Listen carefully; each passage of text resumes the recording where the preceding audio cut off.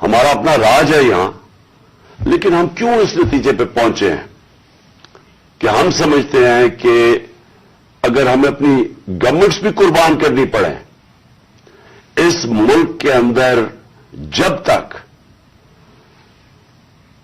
Elections نہیں ہوں گے، صاف اور شفاف الیکشنز نہیں ہوں گے، ہم سب کو آج خوف ہے کہ ملک ڈوب رہا ہے۔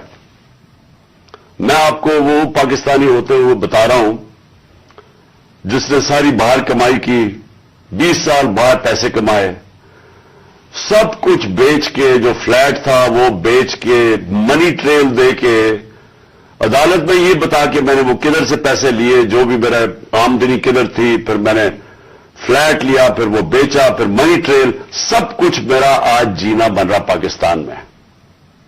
اور میری طرح کے سارے وہ پاکستانی، اور میں ان پاکستانیوں کی بات کر رہا ہوں جو کہ اس ملک سے پیار کرتے ہیں، عشق کرتے ہیں اپنے ملک سے، میں ان پاکستانیوں کی بات کر رہا ہوں۔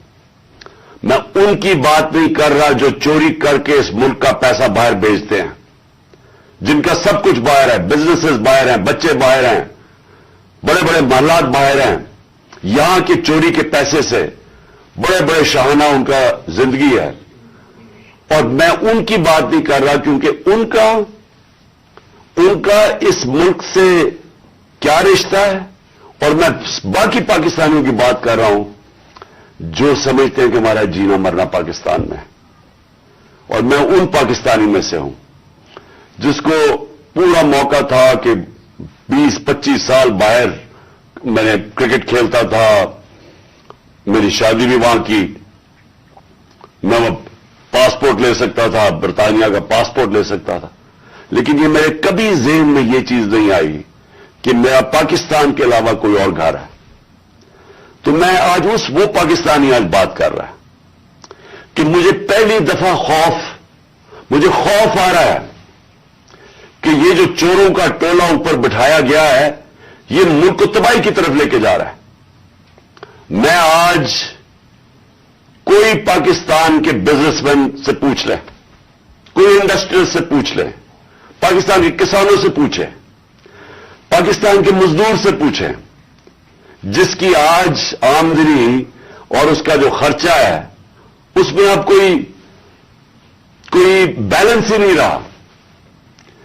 50 سال کے بعد سب سے زیادہ مہنگائی ہوئی ہے آج پاکستان میں۔ آج ہماری انڈسٹری بند ہو رہی ہے، وہ انڈسٹری جو ہمارے دور میں بڑی مشکلوں سے تیسرے اور چوتھے سال میں ہم نے محنت کر کے انسینٹیوز دے کے انڈسٹری بڑھائی، جو کہ ہمارے آخری مہینے میں 26% انڈسٹریل گروتھ تھی، جو ٹوٹل انڈسٹری تھی 10.7% پہ لارج اسکیل مینوفیکچرنگ پاکستان میں گرو کر رہی تھی، دولت میں اضافہ ہو رہا تھا، ہمارے ٹیکسز بڑھ رہے تھے، ریکارڈ، کیونکہ دولت میں اضافہ ہو رہا تھا، ٹیکسز میں اضافہ ہو رہا تھا، ریکارڈ ٹیکسز اکٹھے کیے، ریکارڈ ایکسپورٹس ہم نے کی۔ مجھے فخر ہے کہ میں نے اپنے کسانوں کی مدد کی، 4.5% پہ ہمارا زراعت کے اندر گروتھ ہوئی، اضافہ ہوا، ہماری 4 فصلیں 2 سال ریکارڈ فصلیں ہوئی پاکستان میں، کہ ہم نے کسانوں کی مدد کی۔ آج وہ سارا جو پاکستان وہاں لے کے جا رہے تھے، آج مجھے ایک چیز بتائیں کہ پاکستان میں کسی میں بہتری ہوئی ہے۔ آج مایوسی کا یہ عالم ہے میرے ملک میں کہ 7.5 لاکھ پاکستانی ملک چھوڑ کے چلے گئے ہیں 7 مہینے میں۔ ان میں پروفیشنلز تھے، اس ملک نے ان کے اوپر پیسہ خرچ کیا ہوا تھا، ڈاکٹرز تھے، پروفیشنلز تھے، انجینئرز تھے، اسکل ورکر، جو ترخان جو اسکل ورکر ہوتا ہے، 7.5 لاکھ لوگ ملک کو چھوڑ کے چلے گئے مایوسی میں۔ آج یہ عالم ہے، اس ملک کو آج ادھر ہم لے آئے ہیں کہ ڈاکو راج اوپر بیٹھ گیا، 30 سال سے جو لوگ لوٹ رہے تھے ان کو آگے اوپر بٹھا دیا۔ میرا سوال سب سے پہلے یہ ہے کہ جب یہ ملک ترقی کر رہا تھا، ہم نے پہلے سال یہی چھوڑ کے گئے تھے, یہی شہباز شریف اور نواز شریف اس ملک کا جب دیوالیہ نکال کے گئے تھے 2018 میں, اس پاکستان کو ہم نے پہلے سنبھالا. پھر 2 سال کورونا کے باوجود جو ساری دنیا کے اندر عذاب آیا ہوا تھا, ساری دنیا کی معیشت تباہ ہوئی. آپ امریکہ کا حال دیکھیں, برطانیہ کا دیکھیں, جرمنی کا دیکھیں, ہمارے سے وہ ملک جن کے ادارے ہمارے سے بہت بہتر تھے. ہندوستان کا حال دیکھیں, اس کے اندر پاکستان وہ ملک تھا جو دنیا کے ٹاپ 3 ملکوں میں سے. ہم نے وہ بھی سنبھالا, ہماری معیشت بھی اوپر گئی, ہماری انڈسٹری بھی اوپر گئی, ہم نے بے روزگار ہونے سے لوگوں کو بچایا, ہم نے انڈسٹریز کو پیسہ دیا, انسینٹوز دیے, ہم نے کنسٹرکشن انڈسٹری کی مدد کی تاکہ روزگار ملے لوگوں کو. ہم نے اس دور کے اندر پاکستان کا جو گروتھ ریٹ تھی, اور میں یہ چاہتا ہوں آپ سارے جو میں یہ چیزیں میں آپ کو کہہ رہا ہوں اپنے موبائل فون سے چیک کر سکتے ہیں کہ میں سچ بول رہا ہوں یا جھوٹ بول رہا ہوں. اب تو جھوٹ بولنا بڑا مشکل ہے, موبائل فون ہے, آپ گوگل کریں, آپ کے پاس 2 منٹ کے اندر سب کچھ آ جاتا ہے. تو یہ 17 سال کے بعد پاکستان کی جو دولت میں اضافہ ہوا تھا وہ 5.7% تھا ہمارے تیسرے سال کورونا کے باوجود, اور 6% تھا ہمارے چوتھے سال. اب یہ بھی میں آپ کو آج بتا دوں کہ یہ صرف 3 دور میں یہ اس طرح کی پاکستان کی دولت میں اضافہ ہوا, گروتھ ریٹ ہوئی. ایوب خان کے دور میں, جنرل ضیاء کے دور میں اور جنرل مشرف کے دور میں. لیکن وہ کیوں ہوا؟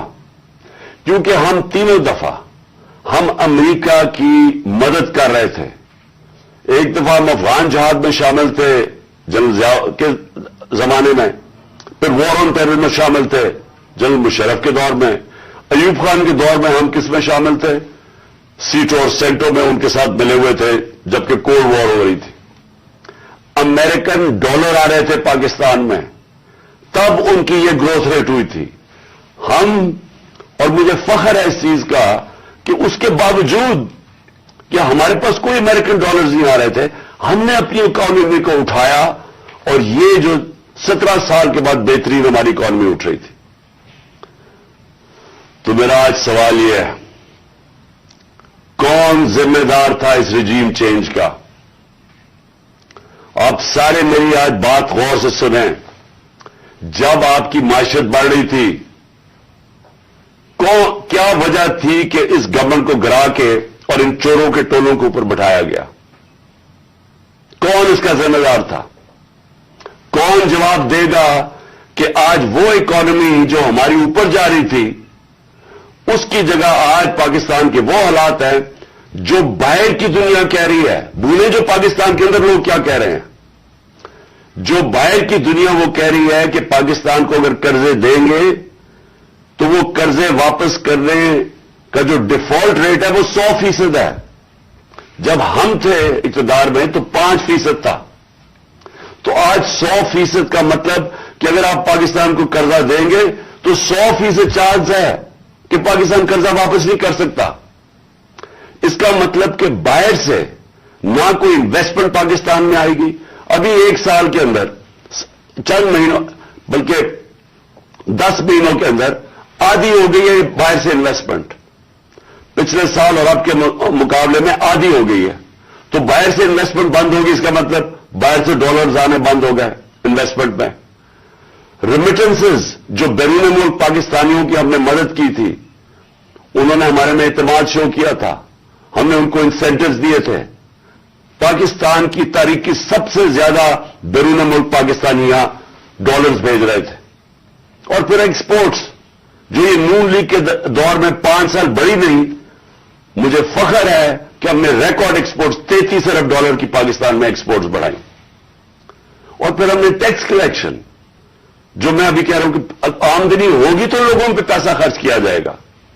تو ہماری 6,100 ارب روپے کی ہمارے زمانے میں ٹیکس کلیکشن تھی. آج یہ سب کچھ نیچے جا رہا ہے. انڈسٹری بند ہو رہی ہے, बेरोजगारी बढ़ रही है। हमारे जमाने में, और जमाने की बात करो 7-8 महीने पहले, फैसलाबाद के अंदर टेक्सटाइल का मजदूर नहीं मिलता था, बाहर से लाना पड़ते थे। रिकॉर्ड टेक्सटाइल इंडस्ट्री की सेल थी। तो आज बेरोजगारी बढ़ रही है। 50 साल के बाद सबसे ज्यादा महंगाई है। आज हमारे मुल्क का यह हाल है कि ना बाहर से किसी को इत्मीनान है इस हुकूमत के ऊपर, और 88% पाकिस्तान के जो इन्वेस्टर हैं, जो बिजनेसमैन हैं, उन्होंने कहा कि हमें इस हुकूमत पे इत्मीनान नहीं है। तो मेरा सवाल मेरे 2 सवाल हैं आज। पहला तो सवाल यह है कि जब बाहर से पैसा ही नहीं आ रहा और हमने अपने कर्जे की किस्तें वापस करनी है डॉलर्स में, हमने जो बिजली के कॉन्ट्रैक्ट साइन किए हुए हैं वो डॉलर्स में किए हुए हैं, जो कैपेसिटी पेमेंट है, चाहे बिजली इस्तेमाल करें या ना करें, ये जो पिछली हुकूमत ने साइन किए वो डॉलर्स में किए हुए हैं, डॉलर्स में पैसे देने हैं। तो जब डॉलर्स आ ही नहीं रहे पाकिस्तान में और कम हो गए आना, कर्जे हमारे बढ़ते जा रहे हैं, तो आगे पाकिस्तान कैसे आगे चलेगा? एक ही उम्मीद लगाई हुई है इन्होंने कि किसी न किसी तरह जाके चाइना के पैर पकड़े या हम IMF के पड़े कि हमें वो पैसे दे दें। लेकिन वो तो कैंसर का इलाज डिसिप्लिन से है। वो तो थोड़ी देर आराम आएगा, फिर कर्जे तो बढ़ते जा रहे हैं। तरीका सिर्फ एक था, जो हमने कोशिश की कि मुल्क की दौलत में इजाफा हो। जब आपके मुल्क की दौलत में इजाफा होगा तो आप कर्जे वापस करेंगे। तो आगे तो इनके पास कोई रोड मैप ही नहीं है। अगर ये बड़ा अच्छा इन्होंने हमारी मायशत को संभाला होता तो हम आराम से इनके साथ कहते चले ठीक है, अपना टाइम पूरा कर लें। लेकिन मुल्क तो नीचे जा रहा है, हर चीज नीचे जा रही है मुल्क में, और मुझे खौफ है कि ये डिफॉल्ट की तरफ जा रहा है। यानी अभी भी हम हमारी एलसीज है, पेमेंट नहीं कर रहे हैं। अभी भी हम पैसे जो बाहर के हमारे जो अपने लाइबिलिटीज है, अभी तक हम अब वो भी पैसे नहीं दे रहे। तो सवाल ये है कि इनके पास क्या रोड मैप है? कोई रोड मैप नहीं है। ये सिर्फ एक चीज यह चाहते हैं कि किसी न किसी तरह इलेक्शन को डिले करें। इसलिए नहीं कि इन्होंने मायशत को उठा देना है, ये इसलिए डिले करना चाहते हैं कि ये खौफजदा हैं इलेक्शन से। इनको डर लगा हुआ है कि जब भी इलेक्शन होंगे इन्होंने हार जाना है। तो अपने आप को बचाने के लिए ये मुल्क को तबाह कर रहे हैं। क्योंकि इन्होंने इलेक्शन में हार जाना है, इसलिए ये इलेक्शन नहीं कर रहे हैं और ये इलेक्शन डिले करेंगे। और मैं ये समझता हूं कि ये अक्टूबर में भी नहीं इलेक्शन करवाएंगे। कोई ना कोई इलेक्शन कमीशन इनका साथ मिला हुआ है, एक बड़ा बददियानतदार आदमी है, वो इनके साथ मिला हुआ है और वो इनको तरीके से बताएगा कि कैसे इलेक्शन डिले किया जा सकता है। इसी इलेक्शन कमीशन ने जब सुप्रीम कोर्ट जब गए सुप्रीम कोर्ट में, जब हमारी गवर्नमेंट गिरा रहे थे ये, तो इसी सुप्रीम कोर्ट के पास जब हम गए तो वो मान गए थे कि इलेक्शन हमने कहा इलेक्शन करवा दो, वो मान गए थे। इस इलेक्शन कमीशन ने वहां जाके कहा कि जी मैं 7 महीने तक इलेक्शन नहीं करवा सकता, और उसकी बेसिस पे इलेक्शन नहीं हुए। आइन, पाकिस्तान का आइन कहता है कि इलेक्शन कमीशन को सारा वक्त तैयार होना चाहिए 90 दिन में इलेक्शन करवाना, और मैं ये समझता हूं कि ये पूरी कोशिश करेगा इनके साथ मिलकर कि किसी ना किसी तरह ये इलेक्शन खींचे। इनको कोई पाकिस्तान की फिक्र नहीं है, क्योंकि इनके पैसे बाहर पड़े हुए हैं। रुपया गिरता है, इनके पैसे डॉलर में, इनकी दौलत में इजाफा होता है। इनको कोई फिक्र नहीं है कि अगर मुल्क नीचे जाता है तो इन्होंने तो फिर बाहर चले जाना है। ये तो हमेशा जब मुश्किल आती है इनको पर कोई केसेस होते हैं, बाहर भाग जाते हैं। लेकिन मेरा जो सवाल है कि कौन जिम्मेदार था इसका? किसने एक चलती हुई हुकूमत जो अच्छी भली, जो मैं खुद आपको बता रहा हूं, और ये आप इकोनॉमिक सर्वे ऑफ पाकिस्तान में देख सकते हैं कि हमारी परफॉर्मेंस क्या थी।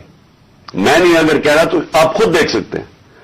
उस हुकूमत को साजिश करके, बैरूनी साजिश का हिस्सा बन के कौन जिम्मेदार था इसका? इसका एक आदमी जिम्मेदार है, उसका नाम है जनरल बाजवा। میں اس کے خلاف اس لیے نہیں بات کرتا تھا، آرمی چیف تھے، آرمی چیف کے خلاف آپ کیوں نہیں بات کر سکتے؟ کیونکہ فوج کے اوپر فوج کو برا نام نہ آئے. ہم سب سمجھتے ہیں کہ اس ملک کو جو میری طرح کے لوگ آزاد ذہن کے لوگ ہیں، ہم تو اپنی فوج کو چاہتے ہیں مضبوط ہو. ہماری تو ساری پوری کوشش ہے کہ مضبوط فوج ہو تاکہ ہم آزاد ملک رہ سکیں. تو اس لیے ہم چپ کر کے بیٹھے رہے اور یہ سارے تماشے دیکھتے رہے کہ کیسے سازشیں ہوئی، کیسے لوگوں کو بتایا گیا. میں آپ کے سامنے ذرا ایک چھوٹی سی کلپ دکھانا چاہتا ہوں کہ اگر آپ کو کوئی شک ہے کہ ہوا کیا، تو پہلے تو الیکشن سے پہلے، ہماری حکومت گرانے سے پہلے 4 نون لیگ کے جو بڑے نام ہیں انہوں نے کیا کہا. ان سے جب پوچھا گیا کہ جناب آپ نو کانفیڈنس موشن کامیاب ہو سکتی ہے اسٹیبلشمنٹ کے بغیر، اور یہ انہوں نے کہا. ذرا یہ سب اب میں چاہتا ہوں پہلے سب دیکھیں.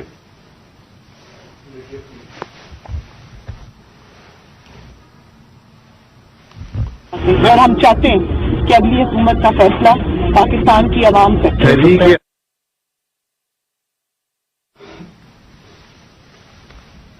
مجھے بتانے کا واپس نہیں ہے، کوئی ڈیل کر کے اقتدار نہیں چاہتے پاکستان میں.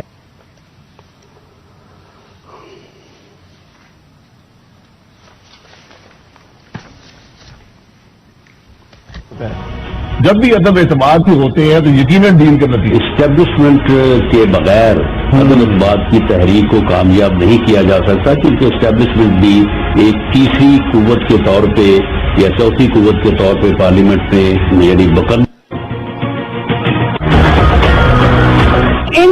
ان تو جن کی وجہ سے ہوتا ہے، جن کی مدد سے ہوتا ہے، ہم ان کی مدد نہیں لینا چاہتے اور ہم چاہتے ہیں کہ اگلی حکومت کا فیصلہ. انہوں نے کل کیا کہا ذرا پہلے یہ بھی سن لیں دوسرا کلپ، تاکہ آپ کو پتہ چل جائے کہ ہوا کیا اس ملک کے ساتھ.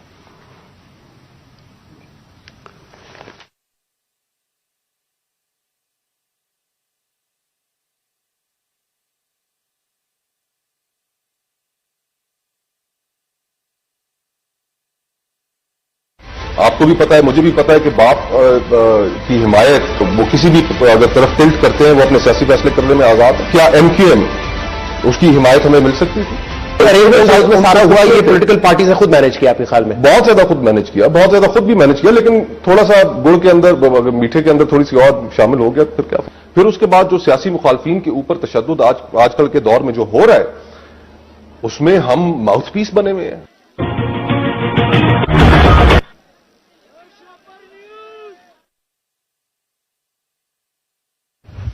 کہ یہ جو ساری سازش ہوئی تھی اس میں ہم کسی اور کو نہ کہیں، ایک آدمی کا فیصلہ کرتا ہے، وہ تھا آرمی چیف اس وقت کے جنرل باجوہ. انہوں نے یہ فیصلہ کیا ہمیں ہٹانے کا. کیا وجہ تھی اس کے پیچھے؟ کیا یہ سمجھتے تھے کہ واقعی شہباز شریف اور یہ اسحاق ڈار کوئی بڑے جینیسز ہیں جو آ کے ملک کو ہمارے سے بہتر چلا لیں گے؟ کیا وجہ تھی کہ انہوں نے ایک سٹنگ گورنمنٹ کو گرا دیا؟ ہمارے لوگوں کو آ کے وہ جس طرح ابھی مصطفیٰ کوکر نے بتایا کہ بیپ کے ممبرز اور ایم کیو ایم کے ممبرز اور شہزان بگٹی سب کو پتا تھا کہ یہ تو جدھر حکم ملے گا ان کو اسٹیبلشمنٹ سے انہوں نے ادھر جانا ہے، تو ان کو ادھر جا کے بھیج دیا کہ جناب آپ جا کے ادھر چلے جائیں اور گورنمنٹ گر گئی. تو میرا اگلا سوال یہ ہے، جب گورنمنٹ گر گئی اور پھر ان کو یہ چیز کا علم ہوا کہ عوام ہمارے کے ساتھ آگے کھڑی ہو گئی، 10 اپریل کو پبلک سڑکوں کے اوپر نکلائی، لوگوں نے ان چوروں کو ریجیکٹ کر دیا، بلکہ ہماری مقبولیت بڑھنی شروع ہو گئی اس لیے کہ لوگ ان کی جب شکلیں لوگوں نے دیکھی، پھر سے مسلط کیا گیا ان کو عوام کے اوپر، تو لوگ ہمارے ساتھ اور جڑنا شروع ہو گئے، بڑے بڑے جلسے شروع ہو گئے. اس کے بعد الیکشن جب کروائے گئے تو الیکشن کے ریزلٹس میں اس کے باوجود کہ پوری کوشش کی گئی اسٹیٹ مشینری اس کو ان کو جتانے کے لیے، اس کے باوجود ہار گئے. قوم نے اپنا ورڈکٹ دے دیا، دوسرا الیکشن ہوا اس میں بھی ہار گئے. لیکن مجھے جو افسوس کی بات ہے کہ بجائے ایک سمجھے کہ جناب جنرل باجوہ آپ نے غلطی کر دی ہے، آپ کو عقل کل تو نہیں ہے، آپ دیکھ رہے ہیں کہ لوگ کدھر کھڑے ہیں۔ انہوں نے ہمارے اوپر جو ظلم کیا ہے، جس طرح ہمارے اوپر ظلم کیا گیا، میں آپ کو یقین دلاتا ہوں کہ جنرل مشرف کے مارشل لاء میں اپوزیشن میں تھا، مجھے انہوں نے جیل میں ڈالا، میں نے کہیں اس طرح کا ظلم نہیں دیکھا جنرل مشرف کے دور پہ جو یہ جنرل باجوہ نے ہمارے پہ کروایا۔ ہمارے لوگوں کے اوپر دھمکیاں، ٹیلی فون سے دھمکیاں آ رہی ہیں، وہ جو ہماری حمایت کرے یا جو ہمارے ساتھ میڈیا کے لوگ ہوں ان کے اوپر دھمکیاں، جو میڈیا ہاؤس تھا، سلمان اقبال وہ ملک سے باہر چلا گیا، اس کے بعد صابر شاکر ملک سے باہر چلا گیا، آج موحد پیرزادہ ملک سے باہر گیا ہوا ہے اسی خوف سے، ارشد شریف، اتنی بڑی ٹریجڈی ہوئی ہے، اس کو جو دھمکیاں دی، کیا وجہ تھی اس کی؟ وہ ایک دیانتدار آدمی وہ بتا رہا تھا کہ اس ملک کے ساتھ کیا ظلم ہوا ہے، کہ اچھی بلی گورنمنٹ آپ نے گرا کے چوروں کو بٹھا دیا، تو بجائے یہ کہ کریکٹ کرنا ہمارے اوپر ظلم شروع ہو گیا۔ اور ظلم کی انتہا یہ تھی کہ سوشل میڈیا کے لوگوں کو اٹھا اٹھا کے لے جاتے تھے، ان کو مار پھینٹا لگا کے تو اگلے دوسرے دن گھر واپس بھیجتے تھے، دھمکیاں دیتے تھے کہ آگے سے کیا تو یہ ہوگا۔ جو اعظم سواتی سے کیا، جو اس سے پہلے جو شہباز گل سے کیا، کون سی اس نے اتنی بڑی بات کی تھی کہ اس کو ننگا کر کے مارا، اور وہ ابھی تک اس کے اثرات ہیں جو انہوں نے اس کو تشدد کیا اس کے اوپر۔ اور اعظم سواتی نے کیا بات کی تھی؟ اعظم سواتی نے یہ ٹویٹ کی کہ جنرل باجوہ آپ نے NRO 2 دیا، اس کے اوپر جو اس بیچارے سے کیا گیا، کون سی جمہوریت میں یہ ہوتا ہے؟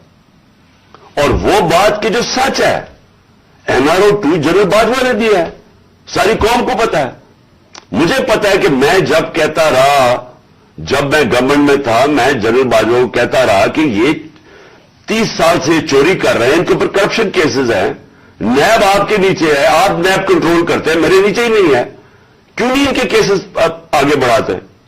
پہلے تو ہمیں سارا وقت یہ بتاتے رہے کہ فکر نہ کریں سر، ہو رہا ہے سب کچھ، سر ابھی کچھ ہو رہا ہے، پہلے تو ہمیں یہ بتاتے رہے۔ آہستہ آہستہ ہمیں پتا چلا کہ ان کی تو کوئی نیت ہی نہیں ہے کرپشن کی۔ مجھے پھر کہنا شروع ہو گیا کہ جی آپ ملک کی اقتصادیات کو ٹھیک کریں، اکانومی کو ٹھیک کریں، بھول جائیں اس کو، یہ اکاؤنٹیبلٹی کو۔ کبھی کوئی مہذب معاشرہ یہ اجازت دیتا ہے کہ بڑے بڑے لوگ جو اربوں روپے کی چوری کریں، آپ کہ ان کو بھول جائیں، ان کو NRO دے دیں، اور آپ چھوٹے چھوٹے چوروں کو پکڑنا شروع کریں اور سمجھیں کہ آپ کا ملک ترقی کر سکتا ہے؟ کیا چین پاگل ہے جنہوں نے 450 وزیروں کو جیلوں میں ڈالا ہے پچھلے چند سالوں میں؟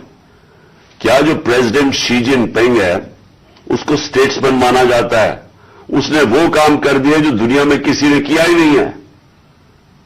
70 کروڑ لوگوں کو اس نے غربت سے نکالا ہے چائنا میں پچھلے 30 سالوں میں۔ وہ اس کو کیا ضرورت پڑی ہے کہ جو کرپٹ منسٹر ان کو پکڑے، ان کا احتساب کرے؟ کیونکہ کوئی معاشرہ بھی کامیاب نہیں ہو سکتا جب تک رول آف لا نہیں ہوتا، جب تک انصاف نہیں ہوتا، جب تک آپ بڑے بڑے لوگوں کو، جو اصل تو نقصان ملک کو بڑے چور کرتے ہیں، آپ ان کو پکڑ نہیں رہے، اور آپ کہیں گے کہ نیچے سے یہ بیچارے چھوٹے چھوٹے لوگوں پٹواریوں کو پکڑتے رہے۔ اور یہ ہمارے سامنے ہوا، شہباز شریف کو بچایا گیا، اس کے اوپر اوپن اینڈ شٹ کیس تھا، اس کا 16 ارب روپے کا یہ جو FI کا کیس تھا، اس میں تو کوئی شک ہی نہیں تھا۔ اور اس کا جو بیٹا باہر بھاگ گیا، آج جو سلمان شہباز واپس آیا ہے، وہ کیوں باہر بھاگا تھا؟ جیسے ہی FIA نے اس سے سوال پوچھا کہ جناب بتائیے مقصود چپڑاسی اور نوکروں کے پاس اربوں روپے کدھر سے آئے، وہ ایک دم ملک سے باہر بھاگ گیا، اور اس کو ان ساروں کو واپس لایا جا رہا ہے۔ کیا ہوا؟ اس میں کوئی شک ہے کہ NRO 2 دے کے اس سارے ملک کا ایک جنرل مشرف نے نقصان کرایا تھا NRO 1 کا؟ اس ملک نے بھاری قیمت ادا کی اس کی، 4 گنا زیادہ ہمارا قرضہ چڑھایا انہوں نے 10 سالوں میں لوٹ مار کر کے، اور پھر جب ان کے اوپر کیسز تھے 1100 ارب روپے کے کیسز ہیں، وہ انہوں نے پھر ان کو NRO 2 دلوا دیا۔ تو کون تھا اس کا ذمہ دار؟ کس نے یہ کیا تھا؟ جنرل باجوہ نے کیا تھا. میں آپ کو چیزیں اس کی طرف دکھانا چاہتا ہوں کہ کیسے قانون انہوں نے بنایا جس میں بچے لوگ، جس میں ہر کسی کو بچایا گیا.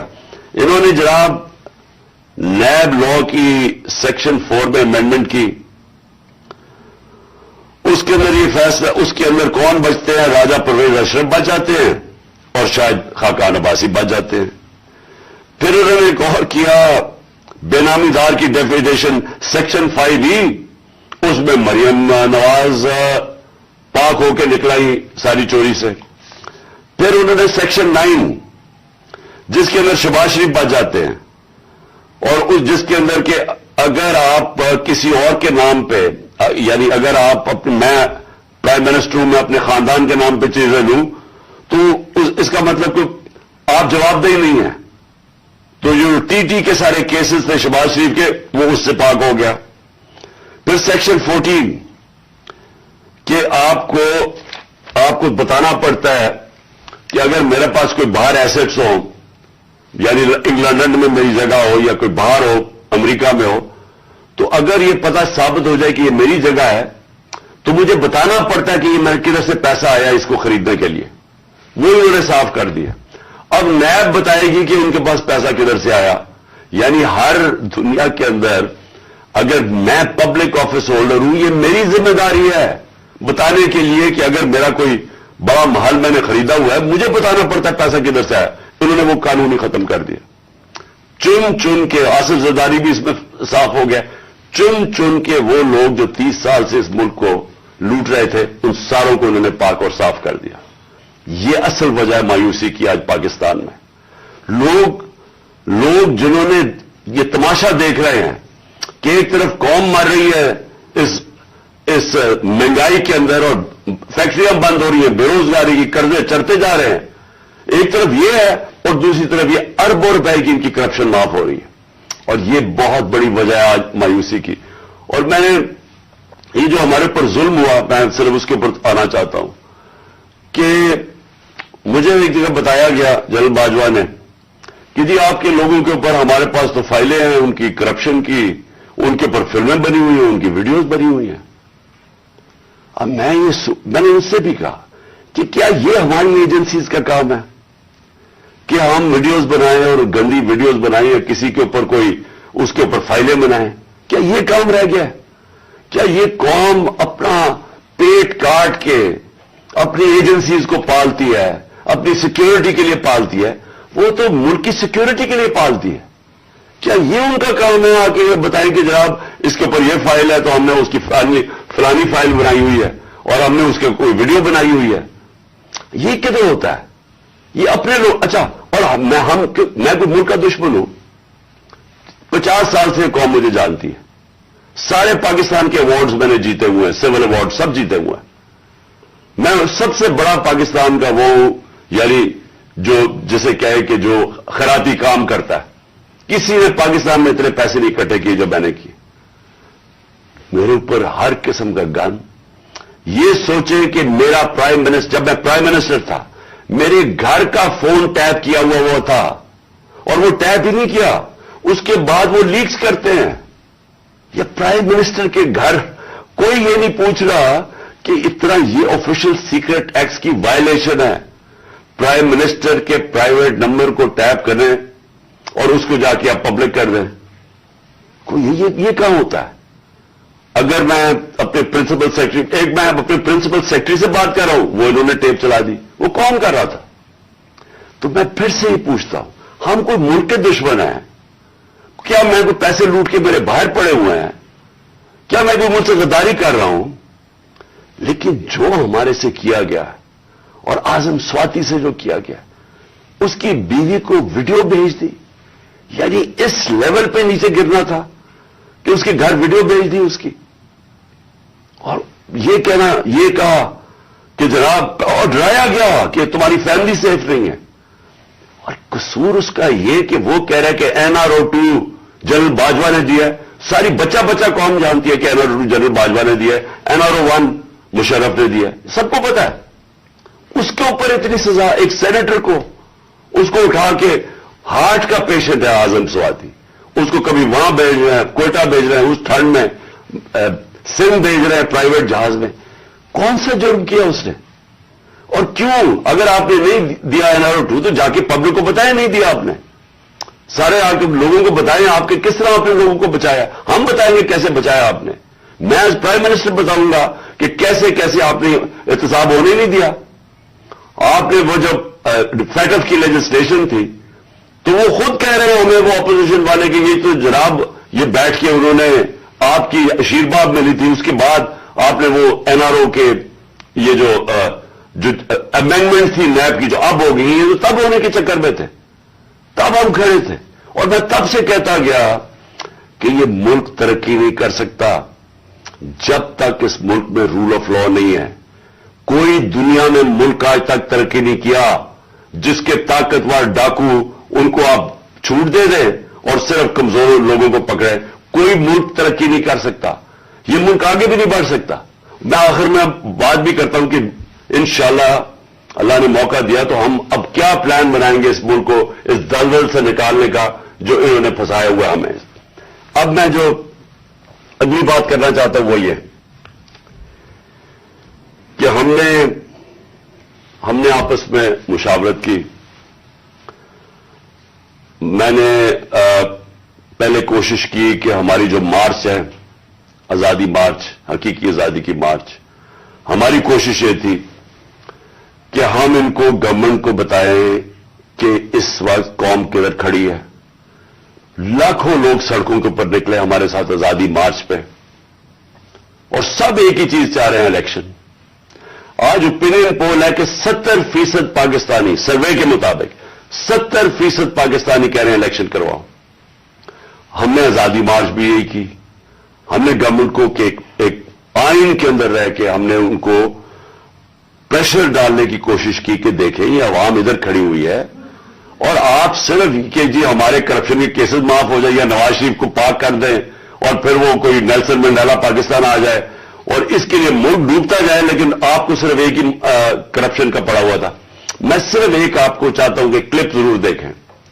ये जिस दिन 2 दिन पहले यानी मैं ऑफिस से गया 9 अप्रैल को, ये 8 अप्रैल को, इस पिछली अप्रैल को मैंने ये क्लिप रिकॉर्ड आवाम से खिताब किया था।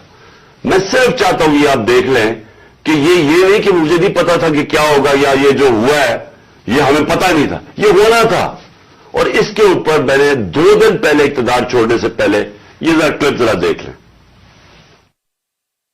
इसी तरह बस पावर मिल जाए ताकि फिर से पहले जो NRO 1 बना था इनको सारों ने इन्होंने मिलकर जो चोरी की जनरल मुशर्रफ ने NRO दे दिया, अब ये NRO 2 होगा। इनका मकसद सिर्फ ये है कि वहां असेंबली पे आए। सबसे पहला ये काम मैं आज आपको कह रहा हूं, इन्होंने नैब को खत्म करना है, इन्होंने अपने करप्शन केसेस खत्म करने हैं। इस वक्त हालात ये हैं कि ये जो सारे जमानत के ऊपर है, डर किस चीज का है, इनके सारे केसेस आने लगे सामने, तो वो जल्दी जल्दी हटाना चाहते थे कि किसी तरह ये अपने केसेस से निकल जाए।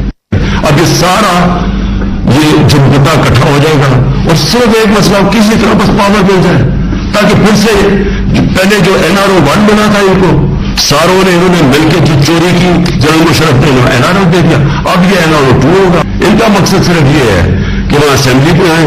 सबसे पहला ये काम मैं आज आपको कह रहा हूं, इन्होंने नैब को खत्म करना है, इन्होंने अपने करप्शन केसेस खत्म करने हैं। इस वक्त हालात ये हैं कि ये जो सारे जमानत के ऊपर है, डर किस चीज का है, इनके सारे केसेस आने लगे सामने, तो वो जल्दी जल्दी हटाना चाहते थे कि किसी तरह ये अपने केसेस से निकल जाए। अब ये सारा ये झुमपटा इकट्ठा हो जाएगा और सिर्फ एक मसला, किसी तरह बस पावर मिल जाए ताकि फिर से पहले जो NRO 1 बना था इनको सारों ने इन्होंने मिलकर जो चोरी की जनरल मुशर्रफ ने NRO दे दिया, अब ये NRO 2 होगा। इनका मकसद सिर्फ ये है कि वहां असेंबली पे आए। सबसे पहला ये काम मैं आज आपको कह रहा हूं, इन्होंने नैब को खत्म करना है, इन्होंने अपने करप्शन केसेस खत्म करने हैं। इस वक्त हालात ये हैं कि ये जो सारे जमानत के ऊपर है, डर किस चीज का है, इनके सारे केसेस आने लगे सामने, तो वो जल्दी जल्दी हटाना चाहते थे कि किसी तरह ये अपने केसेस से निकल जाए। अब ये सारा ये झुमपटा इकट्ठा हो जाएगा और सिर्फ एक मसला, किसी तरह बस पावर मिल जाए ताकि फिर से पहले जो NRO 1 बना था इनको सारों ने इन्होंने मिलकर जो चोरी की जनरल मुशर्रफ ने एनआरओ दे दिया, अब ये एनआरओ 2 होगा। इनका मकसद सिर्फ ये है कि वहां असेंबली में आए। सबसे पहला ये काम मैं आज आपको कह रहा हूं, इन्होंने नैब को खत्म करना है, इन्होंने अपने करप्शन केसेस खत्म करने हैं। इस वक्त हालात ये हैं कि ये सिर्फ आपको इसलिए दिखा रहा था कि हमें सब पता था ये क्या हो रहा है। मुझे ये साजिश का पूरी तरह पता था। मुझे मेरे हटने से 1 साल पहले का अंदाजा हो गया था कि ये शहबाज शरीफ को तैयार किया जा रहा है लाने के लिए। इसके बावजूद कि उसके पास 16 अरब रुपए उसके और उसके बच्चों के ऊपर एफआईए केस थे और 8 अरब रुपए के नैब के केस थे। तो मुझे ये सारा पता था ये हो रहा है। और मुझे अफसोस की बात यह है कि मैं जब भी पूछता था जनरल बाजवा से तो हमेशा कहते थे कि नहीं, हम तो किसी सूरत हम ऐसा नहीं कर सकते, हम तो कंटिन्यूटी चाहते हैं। तो उसका नतीजा क्या हुआ? वो आ गया, शहबाज शरीफ आ गया और आपके सामने जो मुल्क के अब हालात हैं, आप सब सारी कौम के सामने है।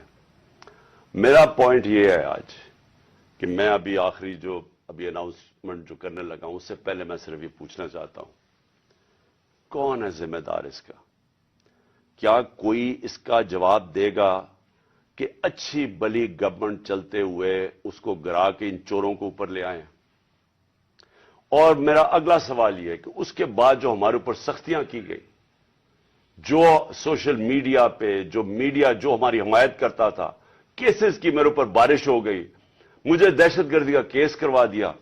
25 मई को पुलिस ने जिस तरह हमारे ऊपर जुल्म किया, और जब हम पुलिस वालों से पूछते थे वो कहते थे जी हमें पीछे से ऑर्डर है।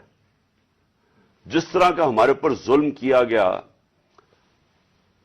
मैं सवाल ये पूछता हूं कि क्या हम भेड़ बकरियां हैं, हम कीड़े मकोड़े हैं कि आप जब फैसला करें पहले आप, और मैंने आपके कानों से, जनरल बाजवा के कानों से सुना कि ये करप्ट है, अब आपने फैसला किया कि ये ठीक हो गए और आपने फैसला किया कि जनाब ये आप मुल्क को ठीक करेंगे। तो क्या हम वो कीड़े मकोड़े हैं कि जिधर आप भेड़ बकरियों को धकेलेंगे हम उधर चले जाएंगे? यानी हम इंसान हैं या हम जानवर हैं कि जो आपका फैसला हो बंद कमरों के अंदर हम उसी के ऊपर चल पड़े? और आपको जब नजर भी आ रहा था कि पाकिस्तानी कौम इनको रिजेक्ट कर रही है, हमें तो हमारे साथ मेरा तो फायदा करवा दिया। मुझे तो अल्लाह ने कभी इतनी इज्जत दी नहीं जो इसके बाद मिली है, लेकिन मुल्क को किधर पहुंचा दिया आज। और मैं क्या ये पूछना चाहता हूं कि पाकिस्तान का मुस्तकबिल है कि पहले ये लूटेंगे, अब इनके बच्चे तैयार हो गए लूटने के लिए, क्या अब हम उनको लेके आएंगे? और अगर हम उनके खिलाफ जाएंगे और हम उनको रेजिस्ट करेंगे तो हमें फेंटा लगाया जाएगा, हमारे पर केसेस किए जाएंगे, हमें डराया जाएगा। मुझे अभी भी कह रहे हैं कि जी आप अगर ये आपने गवर्नमेंट छोड़ दी तो आपके ऊपर बड़ा जुल्म होगा, आपकी प्रोटेक्शन चली जाएगी। जब मैं जा रहा था, मैं आज अपनी कौम को बताना चाहता हूं कि जब मैं जा रहा था मार्च के ऊपर, सबको, मेरे इर्द गिर्द भी लोगों को पता है, मैंने सबको कहा था कि इसमें वारदात होगी, मेरे खिलाफ मेरी जान को खतरा है। मैंने टीवी के ऊपर जाके उससे पहले बताया था कि ये दीनी इंतहा पसंद के नाम पे मुझे कत्ल करेंगे। हर रोज जब मैं मार्च पे जाता था और मैं बुशरा बेगम को खुदा हाफिज कहता था, मैं तो उनको सलाम करता हूं कि उनको पता होते हुए कि मेरी जान खतरे में थी, उसके बावजूद वो मुझे कहती थी कि नहीं जाओ, ये जहाद है, ये अल्लाह के लिए आप काम कर रहे हैं। कोई अपनी जिंदगी खतरे में नहीं डालता पैसे के लिए या इक्तदार के लिए, कोई जिंदगी खतरे में नहीं डालता। जहाद के लिए जब आप अल्लाह के लिए काम कर रहे हैं तब आप पता होते हुए कि आप जिंदगी खतरे में, उसके बावजूद जाता था मैं। और मैं जैसे ठीक होऊंगा इंशाअल्लाह, जैसे मैं चलने का काबिल होऊंगा, मैं फिर निकलूंगा बाहर, क्योंकि ये अल्लाह का काम है। अपनी कौम को हकीकी तौर पे आजाद करना ये अल्लाह का हुक्म है। हमें जुल्म और नाइंसाफी के साथ सामने खड़ा होना ये ऊपर वाले का हुक्म है, इसको वो जहाद कहता है। अमर बिल मारूफ पे चलना, कि जब आप देख रहे हैं सारे चोरों का टोला ऊपर बैठ गया है और आप चुप करके बैठे रहे भेड़ बकरियों की तरह, ये आप कुरान का जो अल्लाह का हुक्म है उसके खिलाफ जा रहे हैं। तो मेरे लिए तो ये जहाद है, तो मैंने तो ये रुकना नहीं है। और मैं अपनी सारी कौम को आज कह रहा हूं, मैं नौजवानों आपको कह रहा हूं یہ کبھی نہ سوچے جو یہ 7.5 لاکھ ہمارے لوگ ملک چھوڑ کے گئے ہیں. مجھے افسوس ہے کہ دیکھیں آسان راستہ ہے. میرے لیے کیا آسان زندگی تھی. میں کرکٹ کے بعد کچھ بھی نہ کرتا, تھوڑی سی کرکٹ کے اوپر بات چیت کرتا ہوں. اللہ نے مقام اتنا دیا ہوا ہے میں کروڑ روپیہ کما سکتا ہوں. مجھے تو کچھ کرنے کی ضرورت نہیں تھی. لیکن اللہ نے ہمیں کسی مقصد کے لیے پیدا کیا ہے. جانور آتے ہیں, بچے پیدا کرتے ہیں, کھا پی کے مر جاتے ہیں. تو انسان بھی اگر اس کو اب سمجھ ہی نہ آئے کہ اللہ نے ہمیں کسی مقصد کے لیے پیدا کیا ہے, تو اس میں جانوروں میں کیا فرق رہ جاتا ہے. وہ جب قرآن کی آیت ہے کہ جب انسان فرشتے سے بھی اوپر چلا جاتا ہے لیکن گرتا ہے تو جانور سے بھی نیچے چلا جاتا ہے. تو میں اپنی ساری قوم کو کہہ رہا ہوں کہ دیکھیں ہمارے سامنے اب 2 راستے ہیں. ہم ان چوروں کے ٹولوں کو مان لیں تو ہم اپنی تباہی کر رہے ہیں. اس ملک کا کوئی مستقبل نہیں ہے. ایک ہی راستہ ہے کہ اب جدوجہد کریں. میں وہاں جب گیا پنڈی پہنچا اور میں اس وقت بڑی تکلیف میں تھا. میں یہ بھی آپ کو بتا دوں کیونکہ مجھے ڈاکٹرز نے کہا تھا ابھی نہیں آپ ٹریول کر سکتے. میں گیا اس کے باوجود صرف اپنے لوگوں کو کھڑا کرنے کے لیے کہ دیکھیں یہ پاکستان کے لیے ایک فیصلہ کن وقت ہے. اس کو ضائع نہ ہونے دیں. قوم میں بیداری آ گئی ہے. اور میں وہاں 2 میں چیزیں کر سکتا تھا. ہم وہاں دھرنا بھی دے سکتے تھے, لاکھوں لوگ تھے. ہم وہاں اسلام آباد کے اوپر بھی جا سکتے تھے, اتنے لوگ تھے. ہم اسلام آباد میں خون خرابہ ہونا تھا وہاں. اور کئی دفعہ لوگ چاہتے ہیں کہ خون خرابہ ہو, لاشیں گریں تاکہ وہ جناب ان کی تحریک اور اٹھ جائے. میں یہ نہیں چاہتا تھا. میں نے ساری سٹرگل آئین اور قانون کے بیچ میں ہے. میں کبھی اس سے باہر نہیں نکلا. اور میں نے اس لیے فیصلہ کیا کہ بجائے ہم وہاں جائیں اور توڑ پھوڑ ہو اور تباہی ہو, میں نے فیصلہ یہ کیا کہ ہم جو 2 اسمبلی اب قربان کرتے ہیں اپنی 2 اسمبلیوں کو, ہم قربان کرتے ہیں اپنے ملک کے لیے. اور اس لیے کرتے ہیں کہ ان کو جب 66% پاکستان میں الیکشن ہوگا, جب ہم ان 2 اسمبلیوں سے نکلیں گے, جو میں بھی بتانے لگا ہوں کب نکلیں گے, 66% پاکستان میں الیکشن ہوگا. تو عقل تو یہ کہتی ہے کہ آپ جنرل الیکشن کروا دیں.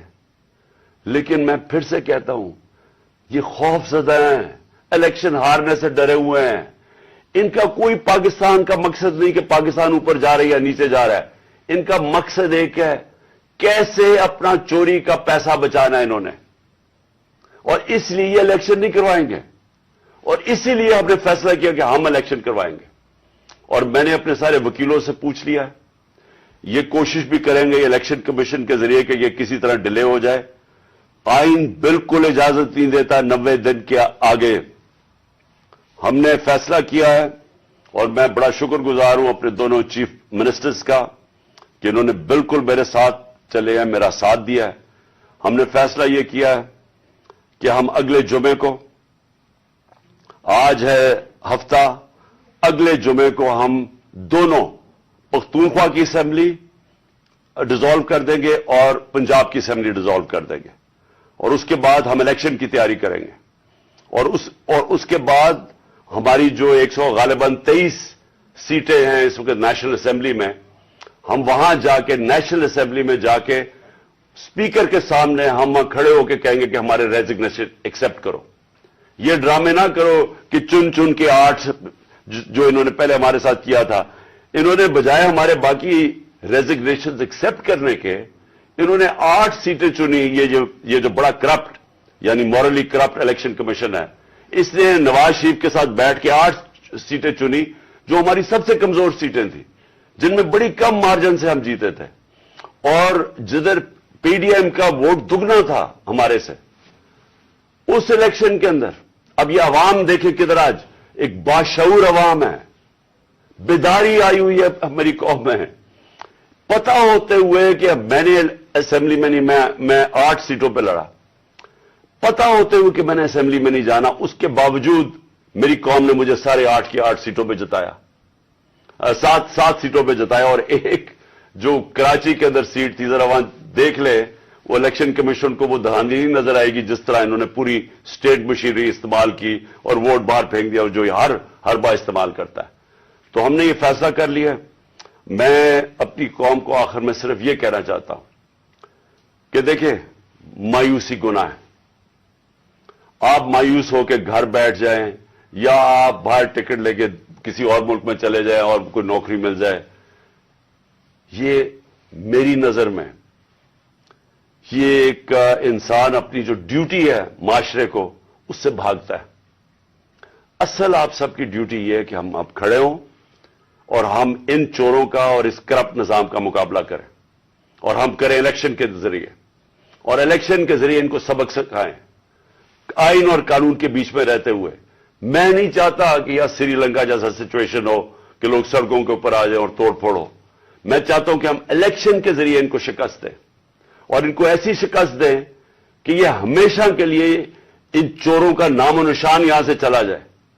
اور وہ تب ہوگا جب آپ سب اس کو اپنی ذمہ داری لے کے نکلیں گے. اور میں آپ کو آخر میں یہ کہنا چاہتا ہوں کہ مایوسی جو ہے، میں 3.5 سال گورنمنٹ میں رہا، اس کے باوجود کہ بینک کرپٹ گورنمنٹ میں لی، اس کے باوجود کہ ہمارے پاس تجربہ ہی نہیں تھا بالکل. ہم پہلی دفعہ گورنمنٹ میں آئے تھے، ایک کے بعد دوسرا کرائسس تھا. صدی میں ایک دفعہ کورونا جیسا کرائسس آتا ہے، وہ اوپر سے آ گیا، 2 سال وہ رہا. اس کے باوجود پاکستان میں کسی گورنمنٹ نے، جس طرح میں نے کہا کہ جو ملٹری ڈکٹیٹرز کو تو امریکن ڈالرز ملے، ہمیں تو کوئی ڈالرز نہیں ملے. سب سے بہترین ہماری اکنامک پرفارمنس تھی. اس سب کے باوجود اب ہم سمجھ گئے ہیں. مجھے تیسرے اور چوتھے سال میں پوری سمجھ آ گئی کہ یہ گورنمنٹ چلتی کیسے ہے. میں آخر میں صرف آپ کو یہ کہنا چاہتا ہوں، مایوس نہ ہوں. ملک یہ تب اب اٹھے گا جب بڑے اور مشکل فیصلے ہوں گے. یہ مشکل فیصلے ان کے نہیں کہ قیمتیں بڑھاتے جاؤ اور کہو جی مشکل فیصلہ ہے. مشکل فیصلے کا مطلب ملک کے اداروں کو ری اسٹرکچر کریں، اس ملک کے اندر انصاف قائم کریں، رول آف لا قائم کریں.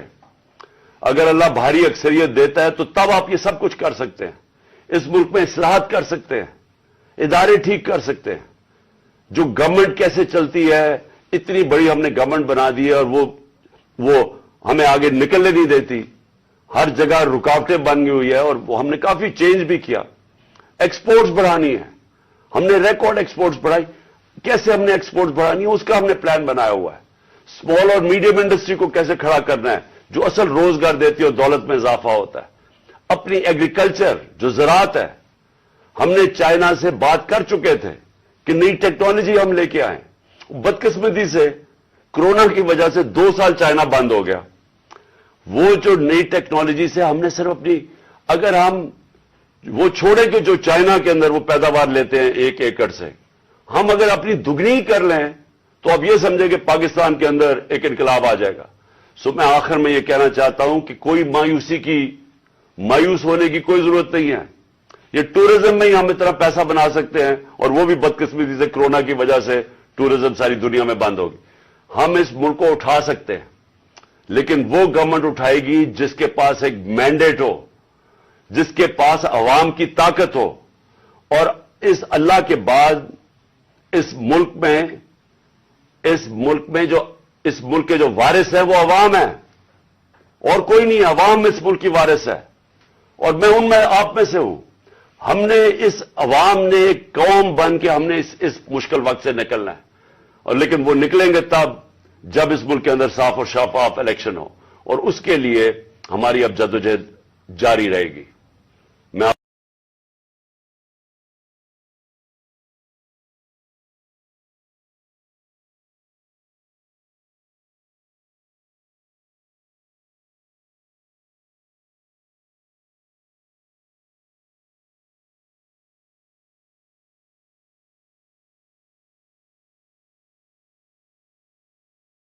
اس عوام نے ایک قوم بن کے ہم نے اس مشکل وقت سے نکلنا ہے، اور لیکن وہ نکلیں گے تب جب اس ملک کے اندر صاف اور شفاف الیکشن ہو، اور اس کے لیے ہماری اب جدوجہد جاری رہے گی.